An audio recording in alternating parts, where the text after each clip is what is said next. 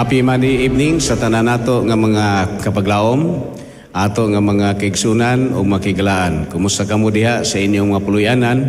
Kami nagmalaumon nga naamo sa maing panglawas o naamo diha sa kasiguruhan nga ang Ginoo gayod nagatiman kaninyo. Sa dili pa kita mo padayon, atong idoko nga atong ulo sa pagampo. Ginoo nining gabi una, amo na sang gihangyo nga imuming tagaan sa imuhang Diyos nun nga kaalam aron sa pagtuon mo sa lesson amo ning masabtan unya among makinabuyan. Salamat gyud nga ikaw magauban kanamo kay amo ning gipangayo sa ngalan ni Ginoong Hesus. Amen. Mga kaigsunan, usa na sad ni ka nindot kayo nga pagtuon nato ug misulod na ta sa ikatulo nga quarter. Ikatulo ba? Katapusan nga quarter. September, no? Unya, ang ato nga pagtuon niini nga quarter, bag-o na sad. O nindot kayo, ang uluhan niini, themes in the Gospel of John. Ang mga tema sa mensahe dinhi sa sulat ni Juan. O ang una nato nga pagtuon karon naguluhan kini signs that point the way. Sa mao nga titulo mga kaigsunan, naghatag na natog idea nga ang mga signs nagtudlo ni siya ngadto sa dalan. But this way, kining mao nga dalan mga kaigsunan dinhi sa atong nga lesson. Actually, this points to Jesus. If you remember, John 14 verse 6, I am the way, the truth, and the life. So this is the idea mga kaigsunan. Kang tanan nga mga ilahanan, nagtudlo kanato ni Ginoong Hesus. Nagtudlo kanato sa dalan. And that refers to Jesus. Nadirita sa ato nga memory text ni ining simanaha, nga atong makita sa John chapter 20, verse 30 and 31. And truly, Jesus did many other signs in the presence of His disciples. So, si Jesus naghimo kuno daghan kaayo mga signs sa diha sa presensya sa iyang mga disciples, which are not written in this book, but these are written that you may believe that Jesus is the Christ, the Son of God, and that believing you may have life in His name. Atong pamalandungan kining mao nga ketext sa atong nga pagtuon ining simanaha, nga gaingon si John nga daghan na kayo og mga miracles si Jesus nga ginahimo. Daghan kay siya mga signs nga iya nga gihimo. Pero wala nasulat ang tanan nga mga signs, mga miracles ni Jesus dinhi sa libro, dinhi sa balaan nga kasulatan. Pero pipila lang ang nasulat dinhi sa balaan nga kasulatan. Pero kining pipila ka mga sugilanon, mga miracles, mga signs nga gihimo ni Jesus nga gi-record sa mga disciples, nga gi-record sa Gospels, the four books in the New Testament, the Gospels mga kaigsunan.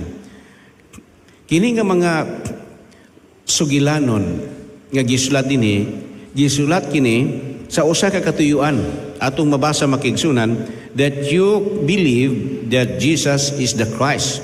So the purpose nganong gisulat kining mga signs, mga miracles nga gihimo ni Jesus sa katuyuan aron kita mutuo nga si Jesus mao ang Mesiya, the Son of God, that you may believe that Jesus is the Christ, the Son of God, and believing you may have life in His name. So, ang katuyuan nga nung gag-record aron nga mutuo tak nga si Jesus is the Christ, that Jesus is the Messiah nga gitag-anadaan ni Prophet Micah, ni Prophet Isaiah, nga there is this Messiah, there is this Jesus nga moabot unya kitang tanan gikinahanglan gayud nga mutuo ni ini mga kaigsunan. Because when we believe that Jesus is the Christ, that Jesus is the Son of God, giingon sa katapusan nga bahin sa atong lesson, bahin sa atong sa text, and that believing you may have life in His name. Makabaton kita og kinabuhi diha siya nga ngalan. So this is the the very important thing nga kinahanglan ato nga sabton nga ang ato di ang pagtuo nga si Jesus is the Christ, that Jesus is the begotten Son, mga kaigsunan, makabaton kita og kinabuhi. So this is very important kayo nga pagtuon nga atong hatagan og pamalandong. So dili makawang, dili masayang ang atong pagsalig nga si Jesus is the Son of God, Jesus is the Messiah, aron makabaton ta og kinabuhi. Mga kaigsunan, mahibulong mo nga instead of miracles, ang focus ni John, it's more on signs. Instead, maggamit siya og word nga miracle sa uban nga mga gospels, sa Matthew, Mark, Luke, pero si John, gagamit siya og word nga signs instead of miracle. O gani din sa adlaw nga Sunday, the wedding at Cana, very interesting kaining wedding sa Cana makaigsunan. Din sa wedding of Cana, si Jesus makaigsunan naghisgot nga gihimo niya kining mao nga miracle, gihimo niya kining tubig ngadto sa wine mga kaigsunan as a sign makaigsunan nga mutuo sila nga si Jesus is the Son of God. Ato nang mabasa makaigsunan, take in verse 11 in the book of John chapter 2. Gaingon dinhi makaigsunan, this the first of His sign. Muni ang pinakaunang nga sign. Mauni ang unang nga miracle nga gihimo ni Jesus. Jesus did at Cana in Galilee and manifested His glory. Aron ipakita ang iyang himaya, and His disciple believed in Him. Aron ang iyang mga disciple mutuo nga He was the Messiah, that He was the Son of God. So this miracle sa wedding of Cana was very important nga gihimo ni Jesus, because Jesus mo ni iyang pagsugod sa iyang ministry. Unya, and this is the very first time nga si Jesus nag-perform siya sa usa ka miracle. And that miracle is the wedding of Cana. Nga gihimo niya ang mao nga tubig ngadto sa usa ka wine. Now atong hinumduman mga kaigsunan nga ang wine in Greek word nga gigamit diri is oinos. Mo ni ang term nga gigamit dinhi mga kaigsunan. Unya ang kahulugan na ni mga kaigsunan kanang fresh or fermented wine. So usara ka pulong ang gigamit.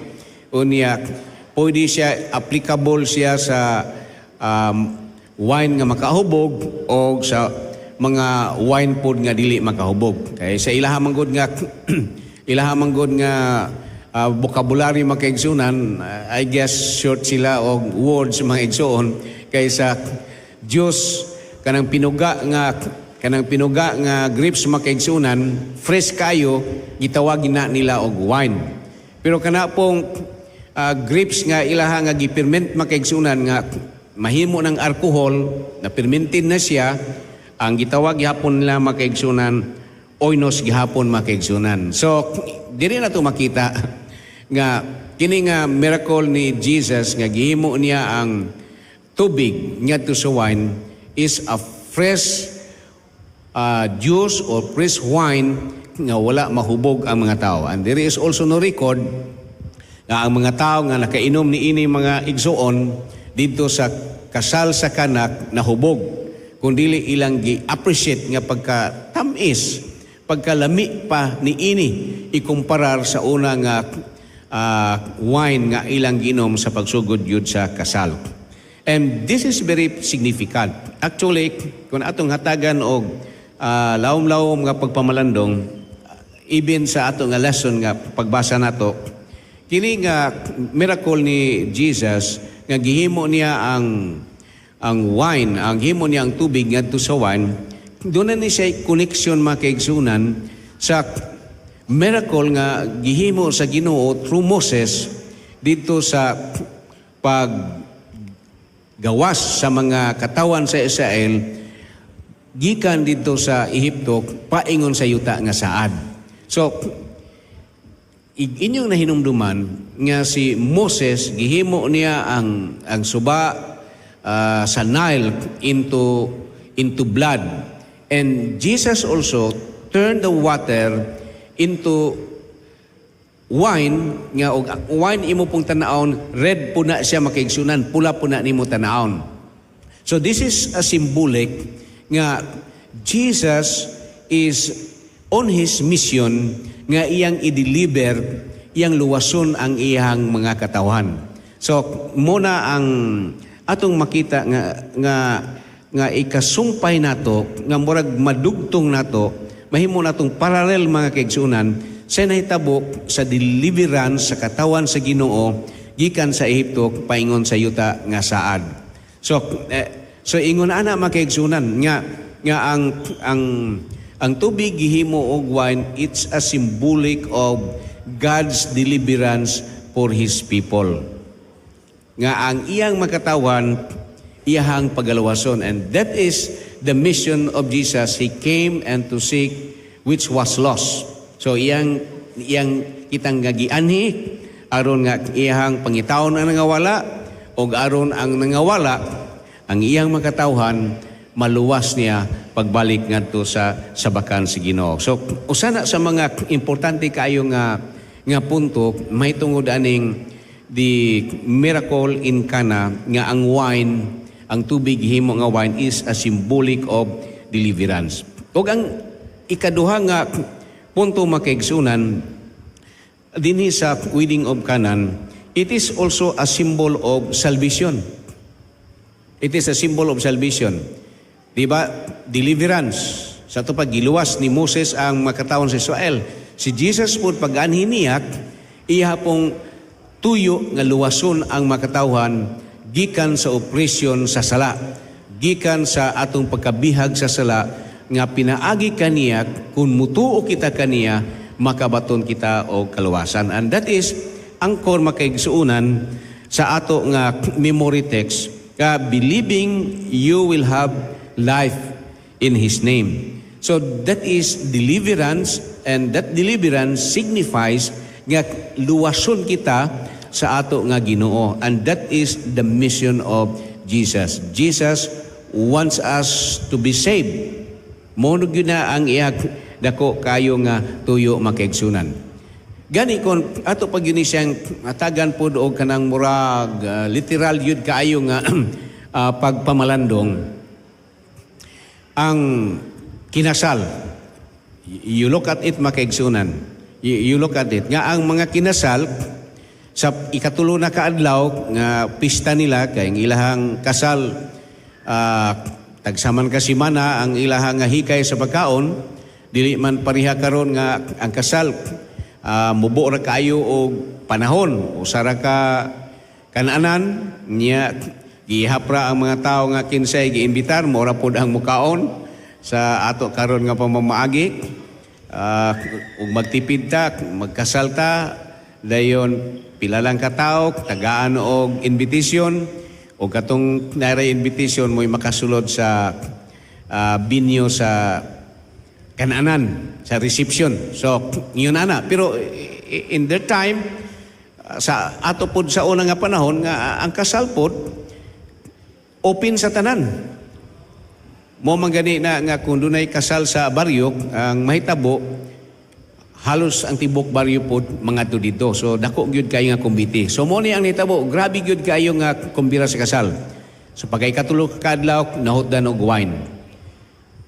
Dako kayo nga kaulawon sa bride ug sa groom nga nagpakasal sila unya nakulang ang ilahang preparasyon. And here comes Mary. Si Mary iyahang gusto nga luwason ang dako nga kaulaw sa groom o sa bride, sa pamilya sa groom o sa bride, nga nagpakumbiti sila pero nahutdan na sila og supply sa bino. So si Mary, inyon hinungduman miadto ni Jesus, Lord, or ingon siya, Jesus, there is no more wine. Akong nakita makaigsunan nga bisan si Jesus dili pa siguro panahon niya nga maghimo siya og miracle, pero napugsan siya. So ako pong nalantaw ni makaigsunan nga kun muduol ra gyud ta ni Jesus, mga liyupo ta niya, mapugsan gyud na siya og tabang nato. So there was this salvation idea makaigsunan. There is this idea nga kaluwasan kay dako kaayo nga kaulawon. What if Jesus was not invited in that wedding? Unsa ka ang kaulawon nila? Nga manguli ang mga tao nga walay nakainom og wine, wala na sila na inom o mahutdan pa sila bakag mga pagkaon. So pagka dako kaayo ni siya nga kaulaw, mao nga si Mary miadto ni Jesus. Jesus, wala na wine. Atong makita unsa ang response si Jesus. Primero si Jesus murag yun sa dili. Pero ingon si Mary, unsa gani ang isulti ni Jesus? Do it. Then later on atong nakita nga si Jesus iyang gimandaran ang mga sulugoon nga pagkalus og tubig. Unya sa diha ang mga sulugoon nagkalus og tubig, gipuno nila ang unom kadagko kay nga tadyaw nga musulod og mga 20 o 30 kadagko nga mga galon sa tubig. Nga diha gyud sa kana yung bakba gyud sa dako kayo nga stone jar nga mura og mamao siguro nako kadako makaigsunan kataas ang mao nga jar nga gihimo usa kadako kayong bato din gibuhuan sa tunga, then mao na dayon to ang butangan nila sa tubig. That was a stone jar. Napuno na, pagkapuno niingon na po si Jesus, o mga sulugoon, pagkalos mog tubig, ibutang niyo sa pitcher, patilawa ang master of the banquet. Ug sa pagtilaw sa master of the banquet, atong nahinumduman, kapag inom yun nila, o pag inom yun sa master of the banquet, ngayon siya nga pagka tamis ba ni? Ang naandan, katumang yung unay nindot, pero hangtod karon ang pinakanindot na inyo pang na-preserve, unya inyo pag yung na-serve sa katapusan. Siguro diha na ang idea nga kanang the last is the best. Ayaw yun mo panguli sa ato bitawang pinulungan, ayaw sa mo panguli ug motambong tas kasal ug birthday, ayaw sa mo panguli kay ang katapusan nga dulot maoy pinakanindot kayo sa tanan. So that may be where we got that idea. Ato makita nga doon na supply sa wine or maingon nato sa juice nga nainom sa mga tao ditong panahona. That is salvation mga igsoon. Nganong nahimo ning salvation?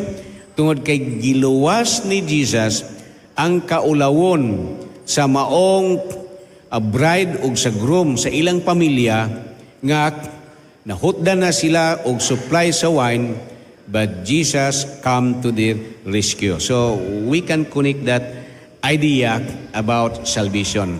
So ingon ani nya ang ikatulong nga punto nga akong nakita diri sa adlaw nga Sunday, the use the purification jar. Kato gigamit ni siya sa mga Jewish ritual nga kining purification nga ilahang rites nga ilang nga gihimo. Mao ni siya ang paagi nga ang tao mahugasan sa sala, ang tao maputli siya ang kinabuhi. So this is a purification nga pamaagi. Kato nga stone jar is a jar nga gigamit for a purification ritual. Nga sa ito pa pagaputlion ang usa ka tao sa iyang nga kinabuhi. So we can say mga igsoon nga in this wedding nga si Jesus naghimog usa ka miracle, he would like to tell the people that he comes to deliver them from their sin, that Jesus is coming to deliver them from the oppression of sin and death and to rescue us sa ato nga kahimtam nga na-capture kita sa ato nga kaaway. And this is the idea nga gipasantop ni Jesus nga I come to deliver you, I come to give you salvation. I want you to be saved, so you must believe in me. Kay design was intentionally made by Jesus, giperform ni Jesus ning mao nga miracles para nga ang iyang mga disciples mutuod yun nga He is the Son of God, that He is the Messiah, ug wala na sila angay nga pagduha-duha nga ilang himuon nga dili na sila o naapa sila gamay nga dili pagsalig ni Ginoong Hesus. And of course, the purification idea nga atong makita diri sa atong nga lesson, this to tells us nga Jesus would want us to walk in a purity of life. Ingon nga ginaluwas na niya. So from deliverance, iyatang giluwas, ug sa dihang giluwas na niya, gusto sa Ginoo nga maglakaw kita diha sa kaputli, diha sa pagkamatarong, because we are being saved. So ingon na ani kanindot kayo ni nga kahulugan sa kasal diri sa kana nga atong makita nagihatagan og lalom nga emphasis sa ato nga author ni ini nga trimestry. So very important kayo nga spiritual nga lessons nga atong makutlo from the lesson of Sunday. Now dirita mga igsuon sa Monday, the second sign. So the wedding of Cana was the first sign, and the second sign atong makita dinhi sa Monday. We see the story nga dunay usa ka official sa diha nga kining maong official ang iyang anak nagsakit to the point of death, kanang himatyo na gyud, miadto siya ni Jesus. Insa Jesus, please come, ubani ko kay gusto nako nga imong ayuhon ang ako nga anak. Unsay tubag ni Jesus, mga igsoon, unsay iyang tubag nga kining mga tao dili gyud mo tuo kung dili makakita og mirakulo. Ang bot isulti ni Jesus nga bisan og dili siya maghimo og miracle, mutuo na unta tak nga He is the Messiah, the Son of God, tungod kay before His birth gihatagan nata og pagtulunan, gihatagan nata sa Torah, gitagaan nata sa propesya nga siya gayud matawag in a virgin. Og nakita na nga mga ilahanan og dili na unta gyud angay nga magduha-duha ang mga tao. Pero what happened? Ang mga tao nagduha-duha, bisan kita pud siguro ni atong panahona maigsoon mo abot pud siguro nato ang pagduha-duha, and this is what happened sa usa ka opisyal dito sa Cana. Unya akong basahon makigsunan no katong akong isulti kanina in verse 48, unless you see signs and wonders, you will not believe. Unya ang opisyal nihangyo gyud, sir, please come at once. Luoy kay akong anak. Ang akong anak, ug dili ka mo adto sigurado gyud nga mamatay. At atong lesson ganahan kay ko pagkutlo nini o gusto na ko ning basahon kay nindot kayo nga punto sa lesson nga iyang ipambit. At first, Jesus' response to the nobleman play me seems harsh. Murag sakit kayo ang response ni Jesus. Lord, ayuha nga akong anak. Ingon siya nga kini mga tao ug di makakita og milagro, dili gyud sila motuo. Yet this official made the healing of his son. Kay ang official gihimo niya ang healing sa iyang anak the criterion for believing in Jesus. Tanawak, nakita ni Jesus nga kining tawanak dili motuo sa iya kung dili makakita og milagro. Nahimong kriteriya niya nga motuo ko niya kung siya magkaayo sa ako nga anak. Di ba usahay ingon ana ta mga pinangga ko nga mga higala, mga kapaglaom, nga kung walay ilahanan, dili ko motuo ani. Pero si Jesus gusto niya nga kung musalig ta siya bisan pag walay miracles, mutuo ta niya because he claimed that he is really indeed the Son of God. His birth, tanan niya nga Ang tanan nga gisulti mahitungod sa iyang pagkatao was already fulfilled sa iyang kinabuhi og dili ta angay gyud nga magduha-duha. So mao na ang usa ka punto nga gisigutan sa atong lesson. Ikaduha, Jesus read his heart. Nakita ni Jesus ang iyang kasing-kasing and pinpointed the spiritual sickness that has more profound than his son's life-threatening illness. Tanawa maigsoon sa ato nga writer nga gipasantop nga nakita ni Jesus nga kining mao nga opisyal ang iyang espirituhanon nga sakit mas bugat pa kaysa sakit sa iyang anak. Ang iyang espirituhanon nga kahimtang, ang iyang espirituhanon nga balatian mas bugat pa kaysa sakit sa iyang anak. Kay siya wala mituo nga si Jesus is the Son of God. Nga siya nakulangan og pagtuo nga si Jesus is the Messiah. Munay dako kayo nga sakit, munay dako kayo nga balatian nga mas labaw pa kaysa sakit nga physical sa iyang anak. And that is what Jesus saw in this official, niining maong opisyal nga ang iyahang pagsalig, pagtuo, wala na sintro diha ni Ginoong Hesus. But later on, ingon si Jesus, atong mabasa makigsunan, si Jesus nagingon nga, go thy way, and your son is healed. O ang imong anak, maayo. Pagkaninot ni nga pagkasulti, go, your son will live. Kay ikaduha, dihangyo gyud siya nga tininuod. Unya, nakita niya ang iyang kaugalingon nga nakulangan sa pagtuo sa Ginoo ni Jesus. So, miduol siya o kaduha, Lord, please come. Kalui ang akong anak. Ang sa ingon ni Jesus, go, your son will live. Lakaw, o ang imuhang anak maayo.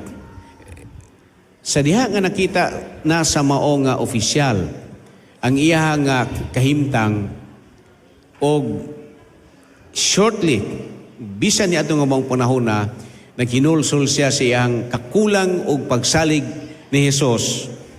Muna nga mibalik siya usab, Lord, maluoy ka. Ha? Lord, ayuha nga akong anak. So, si Jesus ingon, go, your son will live. Unya, ang mao nga tao, giingon diri, and the man believed the word that Jesus spoken to him and went on his way. So, primero, nagduha-duha pa dahil siya sa pagsalig sa Ginoo. Kay iyang pagtuo nga, sige, paghimong miracle, anak, bakog mo tuo sa imo ha. Pero wala gihimo ni Jesus. Nag-miracle na yun siya, pero yun siya, go, your son will live. Unya, mituo na yun siya. Ingon di, and he believed on the words of Jesus. Nisalig siya sa pulong si Ginoo. O sa diha nga misalig siya, ninahinay siya pag-uli. O pag-abot niya. So this must be a distant makaigsuunan tungod kay pagka following di pa man siya nakaabot dito sa iya nga puloy-anan. Or mihigda baka siya sa Galilee, diyan ang gabi, diyan pagkabuntag sa iyo, mipauli siya dito sa ilaha nga puloy-anan. O sa diha nga magpauli siya sa ilang nga puloy-anan, gitagbo siya sa sulugon nga, Sir, ang imuha nga anak naayo. Then gipangutana day niya, unsa mang orasa nga naayo ang akong anak? Og niingon ang maong sulugon, aning orasa, sir? Pagsulti niya, mao po diyang gihuna-huna, iyang nahinumduman, nginiadto pong mga orasa, si Jesus nag-ingon, go, your son will live. It was a miracle. Giingon din, it was a miracle. Pero gisulti din this is the second sign. Sign makaigsunan is very important nga gipasantop dinhi tungod kay everybody can make miracles. The disciples can make miracles. Gisulti pa ganin sa atong lesson nga even Satan can make miracles. So it is not by doing miracles nga magtuutak nga si Jesus is the Son of God. But this instead of saying that it is a miracle, but si John iyang gipasantop that this is a sign.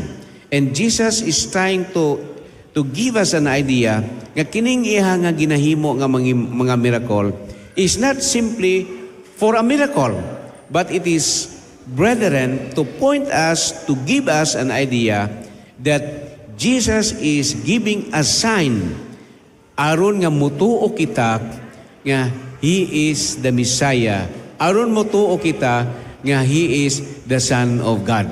Ingon ani ka importante ang pagpasantop sa ato nga author ni ini nga trimestry. Nining unag yun nga topic sa ato nga trimestry, the theme of the Gospel of John. Karon atong nakita nga kining duha ka mga ilhanan nga gipakita ni Ginoong Hesus, dili na unta magduha-duha ang mga tao. O kita sad karon nga nagbasa na dinhi sa Biblia in the book of the Gospel of John, maghatag ni og kalig-on nato nga mosalig ta. Unya ato nga lesson iya pong gisulti nga sa diha nga gisulti ni Jesus, go, your son will live. Giingon diri sa atong lesson nga in Greek makaigsunan, in Greek, it is actually in the present tense. Sa ito pa, present tense na, kanang maog yung panahon na ang pagsulti. Kanang yung present tense nga gipasantop nga pagsulti niya, kinig yung higayunak, unya, dunay gipasantop diri atong lesson that the usage is called futuristic in present, futuristic present. Sa tupak, doon na ba'y continuous nga kanang epekto. So when Jesus said, go, your son will live, sa diha nga gihimo ang paglakaw sa mao nga opisyal, kay doon na siya pagtuo sa pulong sa Ginoo ni Jesus, ang iyang pagtuo miepekto o ang iya pong anak na ayo dito sa iyang nga puluyanan. So, there was that faith nga iyang nabatnan, unya ang iyang pagtuo nga iya nang gikinabuhian, iya yung gidawat ang pulong si Ginoo, ang iya pong anak dito na ayo. And he was convinced, o ang iyang tibok panimalay, nga si Jesus is really the Messiah, that Jesus really is the Son of God, o dili na sila magduha-duha. Kay nakita nila ang ilhanan nga kining mao nga tao nga nag-ayo silang anak. It's not an ordinary person, but indeed he is the Son of God, the incarnate Son of God, a man yet also divine.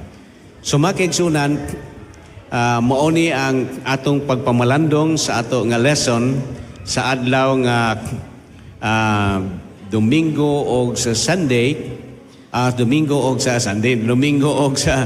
Monday, unya sunod na sad nga mga gabi, doon na pa'y nindot po kaayo nga sumpay sa atong lesson ining simana. Ako nang hinaot, nga ato nga pagtuon sa atong takna, maghatag ni og dugang pa nga suod nga relasyon nato ni Ginoong Hesus, og mosalig kita sa iyahang pagkagamahanan kay siya ang atong Ginoo og manluwas. O atong tapuson ang ato nga pagtuning gabi una, pinaagi na sa ato nga pagampok.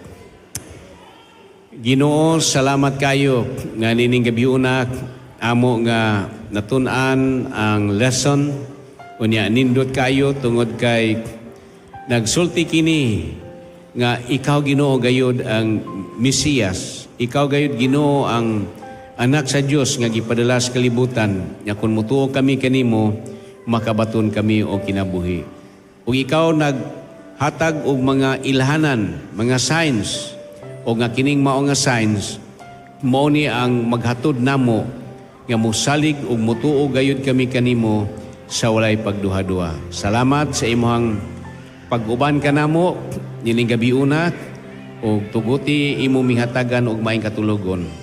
Pero amo sang giampo nga ang sunod nga programa nga among pagasaksihan nga ipadayon namo sa pagtan-aw dinhi sa Hope Channel sa My Journey with God nga ginumalahan ni sa mo nga magowali, itugot Ginoo nga maghatag din namo og dako usab nga mensahe nga mosalig kami kanimo. Salamat kayo, imuming panalanginan kay amo kining giampo sa ngalan ni Ginoong Hesus. Amen.